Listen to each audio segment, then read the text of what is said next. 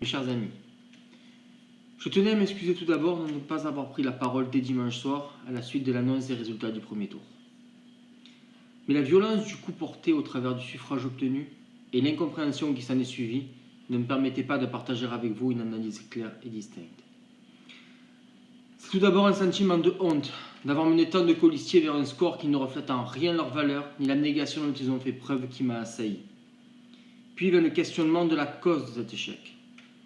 L'acharnement de nos adversaires à nous affubler de termes d'extrême droite, d'allusions nauséabondes, véritable affront pour nombre de nos colistiers qui jamais n'ont eu de lien de près ou de loin avec une droite radicale.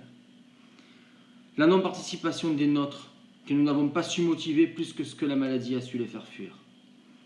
Le coronavirus, qui fait que le taux de participation n'a de pendant que le taux d'abstention de la même élection en 2014. Enfin, après quelques jours à analyser les résultats et tout comme vous, vivre l'angoisse d'un confinement et la peur pour les nôtres, je dresse le constat suivant.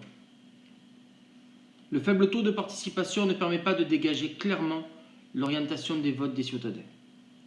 Le vote s'est porté sur un vote utile de partis, LR, PC, l'AREM et le RN, vote refuge en cette période de crise que nous sommes en train de traverser.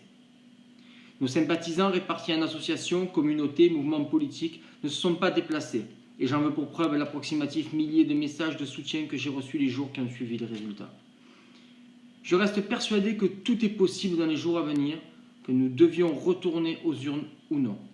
Que derrière le béton, le cœur de la Ciotat bat encore à l'unisson de milliers de Ciotadins qui croient en notre programme. Je suis et nous sommes les candidats du possible, qui travailleront sans relâche pour que notre ville rompe avec la transformation sociale qui est amorcée depuis de nombreux mandats.